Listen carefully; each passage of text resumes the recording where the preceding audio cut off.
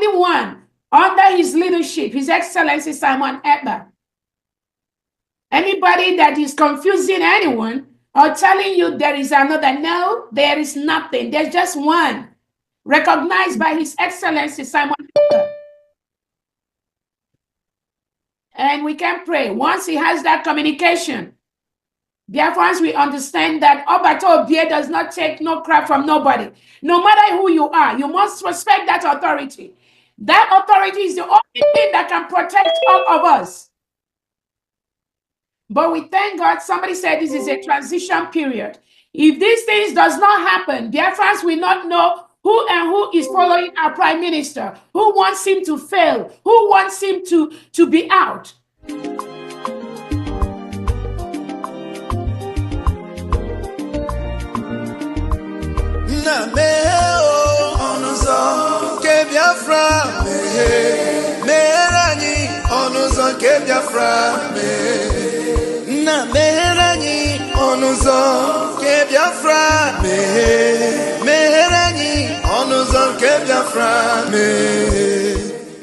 Welcome, fellow Biafrans, lovers of freedom across the world. I welcome you once again to this amazing platform where we disseminate information that has to do with the restoration of independent state of Biafra. I appreciate everyone that has connected to this platform. This is Biafra Exodus Hard Talk TV, a platform that stands for the United States of Biafra, under the command of our Prime Minister, Mazi Simon Ekpa, and on the supreme command of Mazi Nnamdi Kanu, and today, under the leadership of Dr. Ngozi Orabueze, the Deputy Prime Minister of the United States of Biafra, COS interim. I welcome all of you to this very platform. Happy New Year to everyone that is watching, wherever you are watching from. We are in a new year.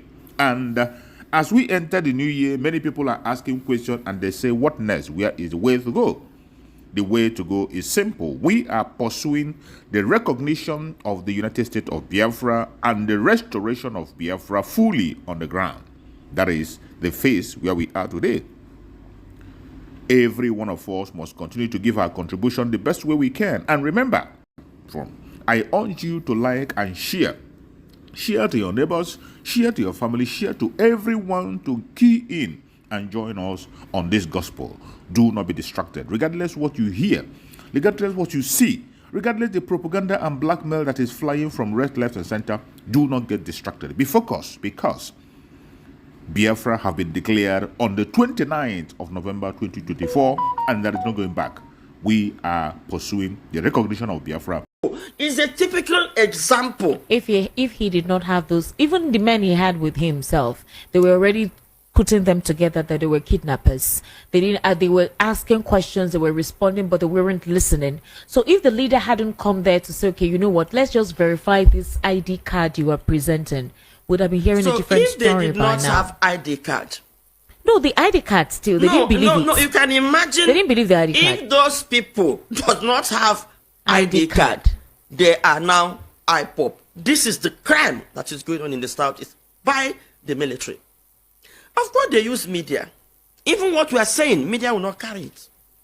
A lot of our shouting, media will not carry it. I've had a lot of publications in newspapers where we are complaining this. It dies from that news. You don't see it on social media. No television will come and say, okay, you know, when they write something, let's discuss. It doesn't happen. Or even carry out a documentary. It doesn't happen. When military says something, what media say? Media reports both sides. They don't go to report both sides. They don't go to investigate. Okay, where are these boys? Where are you seeing them? How do you see them? It doesn't happen. Now they use media to lie and confuse Nigerians about what is going on in the South. But we that are covering most of journalists that are covering most of what is going on in the South, we know that there is heinous crimes being committed by the security forces, not just the military. Look at what EFCC did. If this young man does not have a gun, they will abduct him, collect money, and kill him. How are we sure this is not the way they identify their IPOP? So the governors, probably the governors are believing the reports of the militaries and the media. You know, the media doesn't know how far they go to shape a nation. The Nigerian media is destroying this country. Are you sure? Because some of some of the media some of them, outlets sorry are please, trying. yes, some of them are trying. We're trying. But Try here. but a lot of them, even the leadership, look at NBC. NBC should regulate certain things. NBC should do certain things, but they don't. No, NBC wants cooperation, cohesion, unity. They don't want inflammatory. They don't want any form of divisive content on either the Well, television they're or the allowing radio. it. They allow what Ruben Abati said is divisive. They may have written to What's Ruben of about what's it of privately, we what's may not of have known. why would they write to him privately? The ones they used to find, do they find them privately?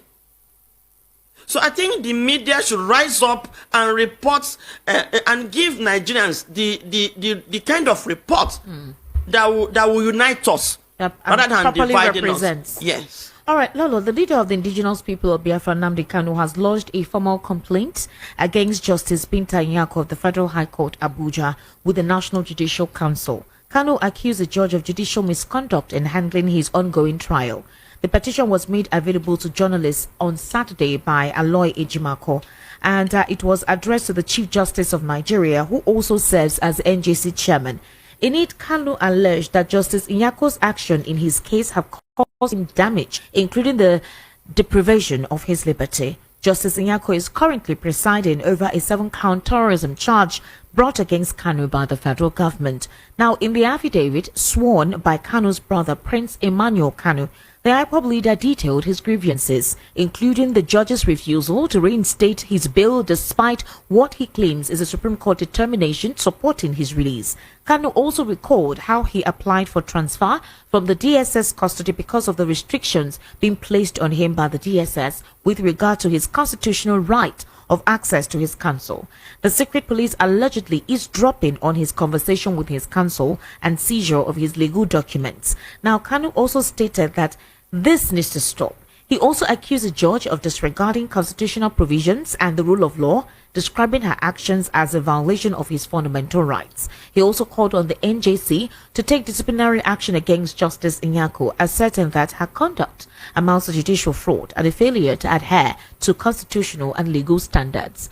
Do you think with all of this write-up, anything will be listened to? Because the last time his trial was supposed to commence, and Nnamdi Kanu said no, it cannot commence. The prosecutor actually said they needed to fix the date for the continuation of his trial. Nnamdi Kanu said no because Justice Binta Nyako had recused herself.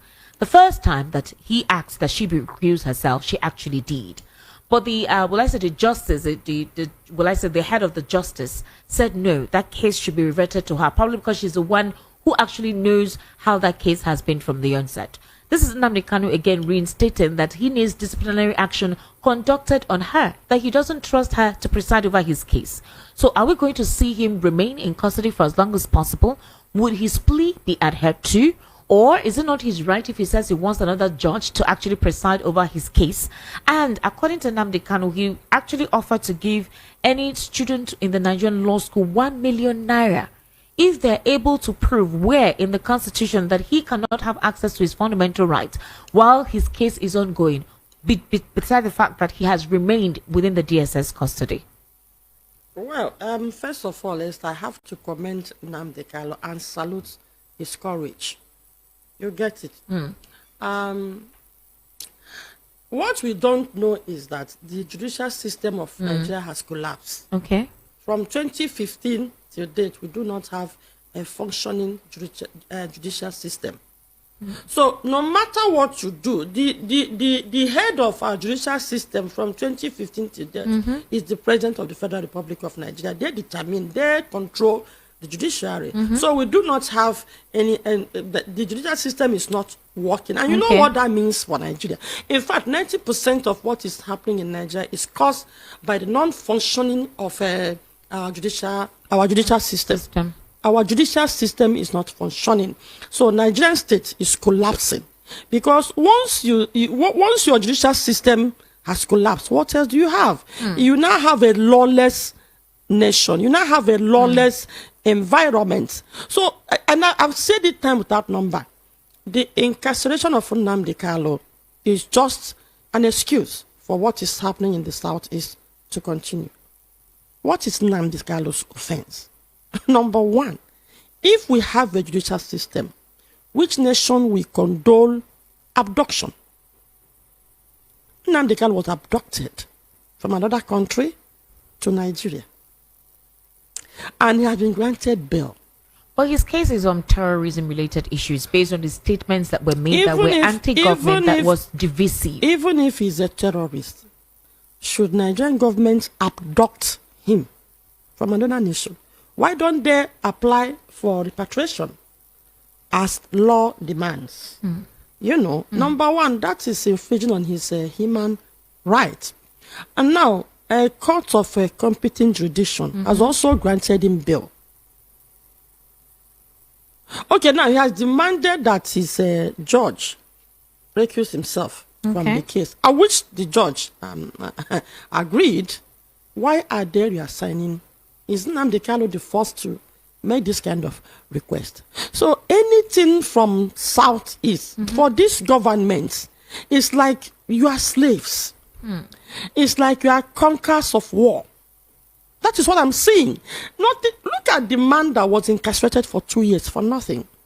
He has been released. And then they said he was jailed for 1 year for parading himself as impersonating, yes, as a chief.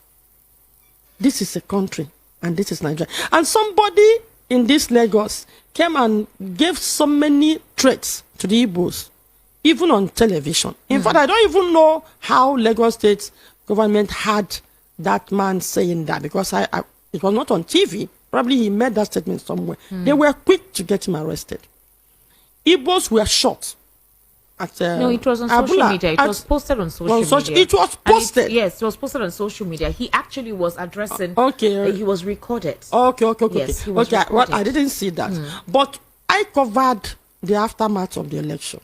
Esther, if you see what was done to the Igbos, some people, we visited some Igbos that had gunshot wounds. At we saw that. We saw one person who came back to even come and continue her voting. I interviewed such boys. We covered it. Esther, we have a video. The boys that did that were being covered by police. Somebody was in a 3 stories building and was videoing. Police was at their back, following them while they were shooting the people running. At Alagbado, Abulado, about 7 boys were shot. What was their offense? After the election on Saturday, on Sunday they were coming back from church, and these guys opened fire. And they knew the people that opened this fire. And then when the video was released, we now saw police behind these boys. So many atrocities. That's why I said the genocide, they are just looking for something that will make the rest of Nigerians go against. In fact, the media war is just to, especially on social media. On social media is just to get the rest of Nigerians to join the genocide. I don't know what they plan, but whatever it is, God will not allow it to happen because we've uncovered it. You know. So you asking about Nnamdi Kanu. In fact, the rest of Nigerians knew that there is something about Igbos going on right now. Beyond that, American military veterans of Igbo descent, they have warned that Southeast governors risk a range of U.S. presidential sanctions, including travel ban and confiscation of assets on U.S. soil over their alleged complicity in the continued detention of the leader of the indigenous people of Biafra. In fact, they say the warning is coming on the heels of the alleged reluctance of the governors to jointly write a joint statement demanding that the president release Nnamdi Kanu to them. The question is this: the last time we heard the governors, after the Southeast governors, after a meeting, say that they had all written along with some House of Representative members, for the release of Nnamdi Kanu. We also heard Benjamin Kalu, that is Nnamdi Kanu's younger brother, tell us that he got promises from the presidency. Well, the president's son.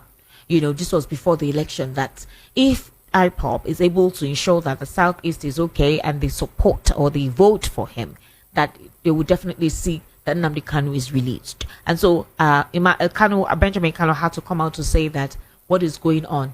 Sheyi Tinubu promised me that the father actually sanctioned this meeting, meaning that with the permission of the dad. So the conversation they had was basically him speaking with President Bola Ahmed Tinubu, and that nothing has happened. Well, Benjamin Kalu too, Deputy Speaker of the House of Representatives, has come out to tell us that Nnamdi Kanu asserted that he'll be released. But with what is going on, if trial is not continuing, if he's saying he wants Justice Binta Nyako to recuse herself, then what exactly is going on? Why the circle? Why the roundabout?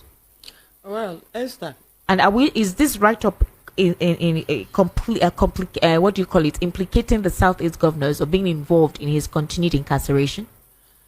Well, I'm also going to use this opportunity to join my voice in pleading with them to at least do something. At least do something about the release of Nnamdi Kanu. And they should also understand that they are represented a certain people, and they should also listen to the voices of those that they are representing. And these are the reason why it's as if the Southeasterners are not, respecting or following the governor, because sometimes it's as if they're not even, listening to the voices of, those that they are leading.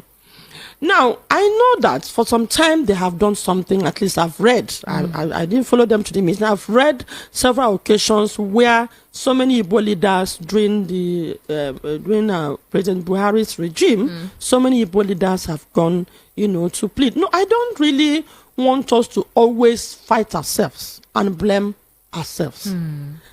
Does the governors need to write the president before he should do the right thing? Number one question. Number two question, is the president so it's confirming presidential pardon? It's confirming, yes, it's confirming that the president is in charge of the judiciary. Look at America. The president of America was convicted.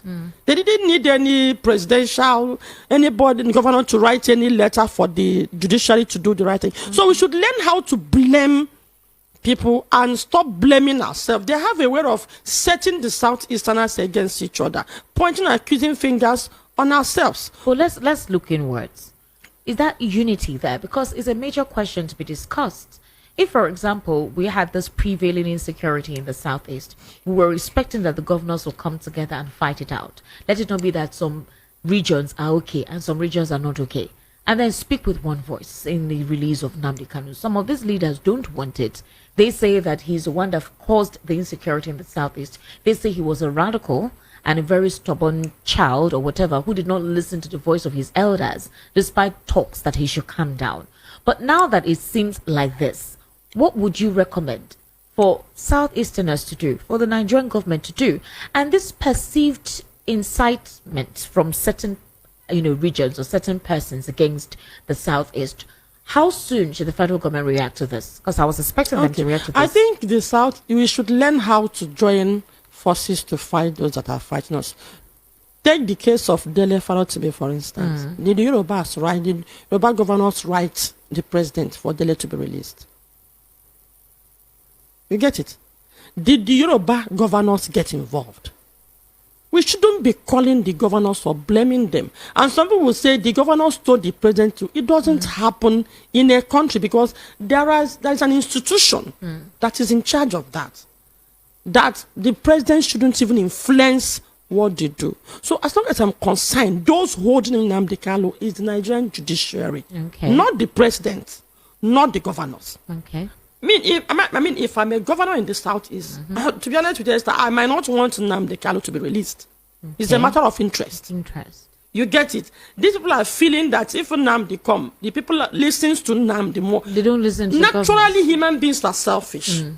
They want to rule in peace and live in peace. Now, if the governors should get involved in everything, that is to still that still affirms my accusing the judiciary of not being independent. You get it? So the presidency or the governors has nothing to do with Nnamdi Kanu's incarceration. Nnamdi Kanu's incarceration is solely on the judiciary. So they should do their job. Nigerians should learn how to hold people responsible. You get it? Yeah. So the judiciary are responsible for holding. Now, if they are now accusing the president, or if we now start accusing the presidency or the governor, that means our judicial system has collapsed. If a governor in Imo State can effect the detention of somebody, So what is the judge doing there? So it's better we scrap the judicial system and then hand it over to the governors and the press, so we know who to hold responsible. So as long as I'm